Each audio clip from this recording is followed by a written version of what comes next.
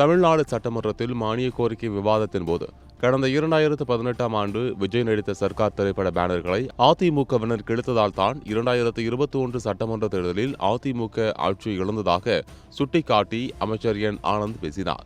இதற்கு அதிமுக சமூக வலைதளத்தில் பதிலடி கொடுத்துள்ளது. அதில் விபரீத யோகத்தில் ஆட்சிக்கு வந்துவிட்ட மாயமோகம் தலைக்கேறி வாய்க்கு வந்ததை அஇஅதிமுக குறித்து சட்டமன்றத்தில் பேசியுள்ள அமைச்சர் ஆனந்துக்கு கண்டனம்.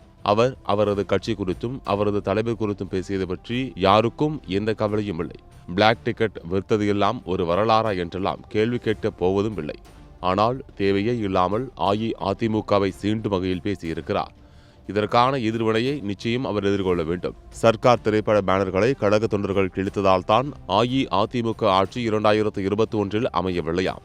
அதே சர்க்கார் படத்தில் நீங்கள் தூக்கி எறிவது போல காட்சியமைத்த அம்மா லேப்டாப்களை இப்போது ஏன் வழங்குகிறீர்கள் என்று பழித்து பேசிய மாண்புமிகு அம்மா அவர்களின் பெயரை அன்று படத்தில் தூக்கி எறிந்த அவரின் மக்கள் நல திட்டங்களை இன்று அரசியல் லாபத்திற்காக பயன்படுத்துவதற்கு உங்களுக்கு கேவலமாக இல்லையா? 2021 சட்டமன்ற தேர்தலை பொறுத்தவரை 10 ஆண்டுகள் ஆட்சிக்கு பிறகு ஒரு மாற்றம் என்ற தமிழக மக்களின் சாதாரண எண்ணப்படித்தான் எங்கள் வெற்றி வாய்ப்பு நழுவியது.